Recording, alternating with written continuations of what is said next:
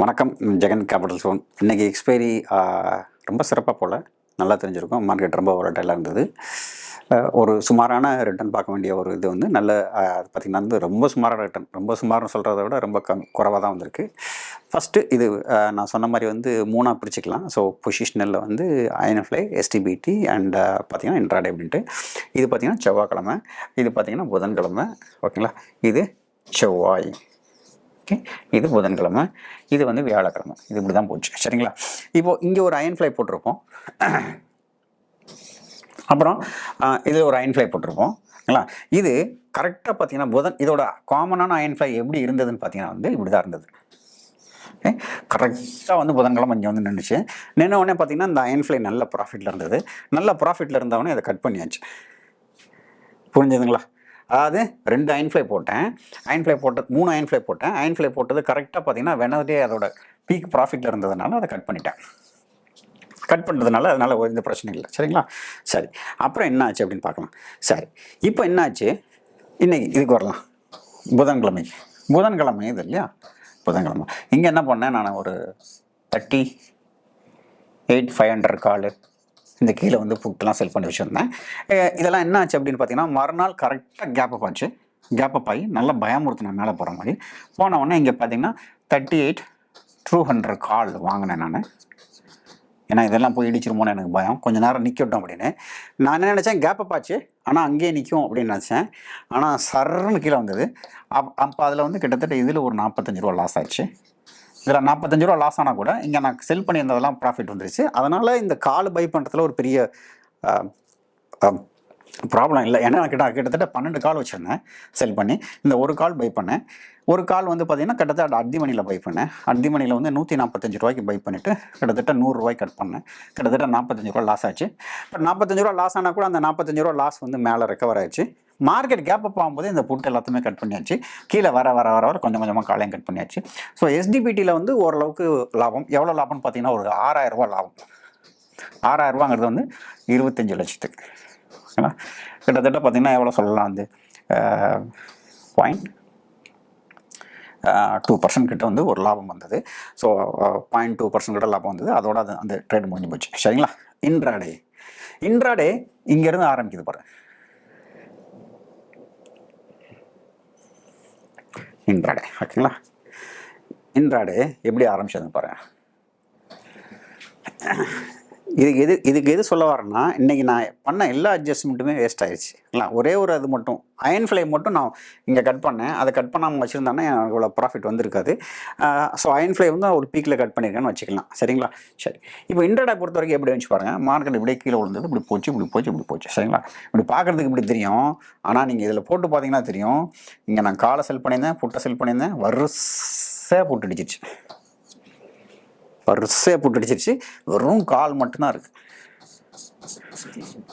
நல்ல ப்ராஃபிட், கிட்டத்தட்ட பார்த்தீங்கன்னா 2% ப்ராஃபிட். ஓகேங்களா? 2% ப்ராஃபிட் நல்லா இருக்குது.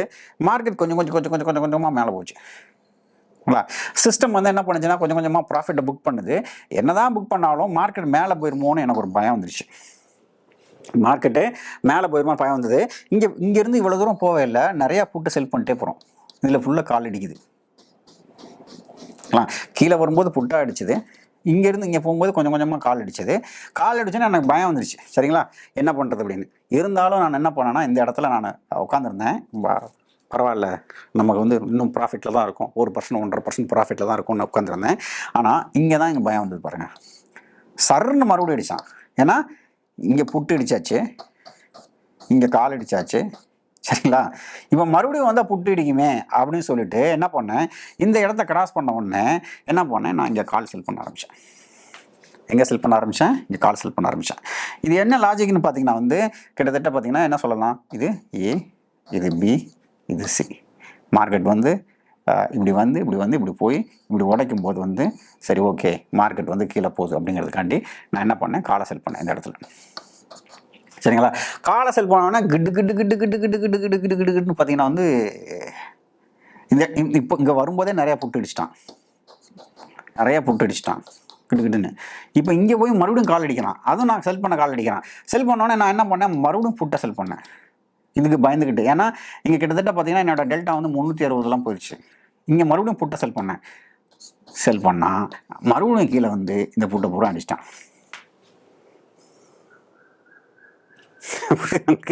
ஸோ இங்கே புட்டு அடித்தாச்சு, இங்கே கால் அடித்தாச்சு, இங்கே நான் எக்ஸ்ட்ரா கால் செல் பண்ணி வச்சுருந்தேன், இங்கேருந்து போட்ட புட்டு எல்லாமே இங்கே அடித்தாச்சு.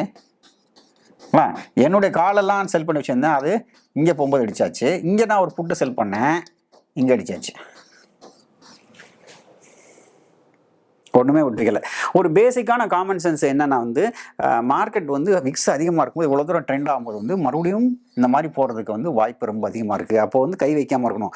ஒரு வேளை வைக்கணும்னா தூரமாக நான் வந்து ஓடிஎம்மில் செல் பண்ணேன், காலை போட்டு அதெல்லாம் ப்ராஃபிட் தான், அவ்வளோதான் ப்ராஃபிட் தான். இந்த அட்ஜஸ்ட்மெண்ட்டில் மட்டும் கிட்டத்தட்ட பார்த்தீங்கன்னா 7,500 எனக்கு லாஸ். 7,500 நான் சொல்கிறது 15 லட்சத்துக்கு. கிட்டத்தட்ட பார்த்தீங்கன்னா இது 0.5% ரிட்டர்ன் வந்து லாஸ். கிட்டத்தட்ட என்னோட கேபிட்டல் 2 கோடிக்கு 2 லட்ச ரூபா லாஸ். இதை பண்ணாமல் இருந்ததுன்னா கிட்டத்தட்ட பார்த்தீங்கன்னா இன்றைக்கி 0.75% இருக்கும். இது பண்ணதுனால தான் இது இந்த ப்ராப்ளம். இது ஏன் பண்ணனா சும்மா சும்மா இருக்க மாட்டோமா பண்ணல, ஏன்னா நம்ம எல்லாமே காலாக இருக்குது. மறுபடியும் ரிவர்ஸ் ஆச்சுன்னா லாஸ் வந்து 3% போகிறதுக்கு வாய்ப்பு அதிகமாக இருக்குது. மறுபடியும் ரிவர்ஸ் ஆகி மேலே போச்சுனாலும் லாஸ் வந்து மேலே போகிறதுக்கு வாய்ப்பு அதிகமாக இருக்குது. அதனால் இந்த அட்ஜஸ்ட்மெண்ட் பண்ணணும். ஸோ ஆனால் என்ன லேர்னிங்னா எப்பவுமே தெரிஞ்சுக்கோங்க, நீங்கள் அட்ஜஸ்ட்மெண்ட் பண்ணுறது தப்பு இல்லை. அட்ஜஸ்ட்மெண்ட் பெரும்பாலும் வந்து அடி மணியில் பண்ணாமல் ஓடிஎம்மில் மட்டும் பண்ணிங்கன்னா உங்களுக்கு இந்த ஆபத்து இருக்காது. இதுதான் அதில் உள்ள லேர்னிங். இப்போ புரிஞ்சிருக்கும். இந்த பட் ஒரு விதத்தில் சொல்லப்போனால் என்னங்க 0.5% லாஸ் பண்ணிட்டீங்களா அப்படின்னு பார்த்தீங்கன்னா, நான் அதுக்காக பெருசாக ஒன்றும் கவலைப்படலை. ஏன்னா ஒரு வேளை மார்க்கெட் இப்படி போயிருந்ததுன்னா என்ன இருக்கும், 3% லாஸ் ஆகிருக்கும்.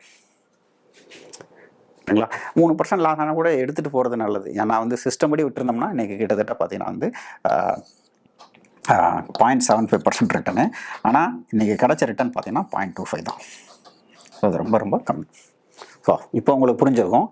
அட்ஜஸ்ட்மெண்ட் பற்றி நான் ஒரு வீடியோ போட்டிருக்கேன். அட்ஜஸ்ட்மெண்ட் எவ்வளோ தூரம் ரொம்ப உங்களுக்கு எதிராக போகட்டுன்னு. பெரும்பாலும் பார்த்தீங்கன்னா அட்ஜஸ்ட்மெண்ட் பண்ணிங்கன்னா அதை காப்பாற்றுறதுக்காக ரொம்ப கஷ்டப்பட்டு நீங்கள் இது பண்ணுவீங்க.